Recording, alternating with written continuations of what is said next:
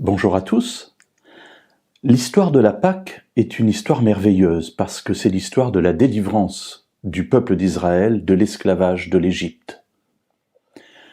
On n'a pas le temps de la raconter entièrement ici et je voudrais m'arrêter simplement sur un aspect qui nous permet de bien en comprendre le sens.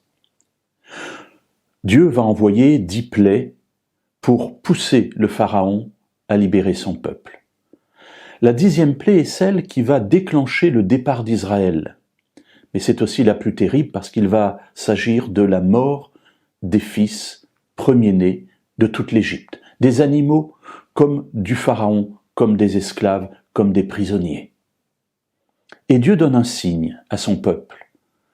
Ils vont devoir tuer un animal, prendre du sang de cet animal, le passer sur les poteaux et le linteau des portes, et ainsi, lorsque l'ange viendra pour tuer les premiers-nés de l'Égypte, en voyant cette marque de protection sur les portes, eh bien l'ange passera par-dessus les maisons de ceux qui ont cru en ce signe.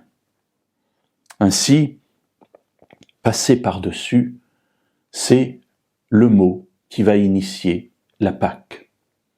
Que pouvons-nous en tirer pour nous aujourd'hui? Eh bien, cet agneau sacrifié, dont le sang était pris et posé sur les poteaux et le linteau de la porte, évidemment représente le sang du Messie, le Messie souffrant, qui va devoir mourir, porter nos péchés.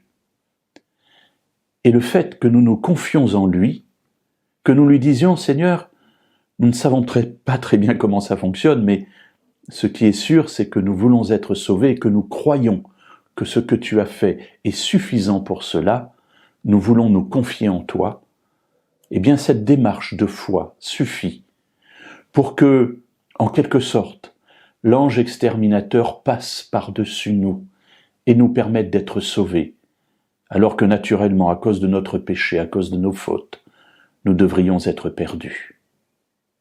Ainsi, au moment du jugement, lorsque Dieu considérera notre vie, il ne s'arrêtera pas sur nos péchés, nos fautes qui sont réelles, mais il considérera la confiance que nous avons mise dans le moyen de salut qu'il avait prévu, comme les Israélites dans les temps anciens.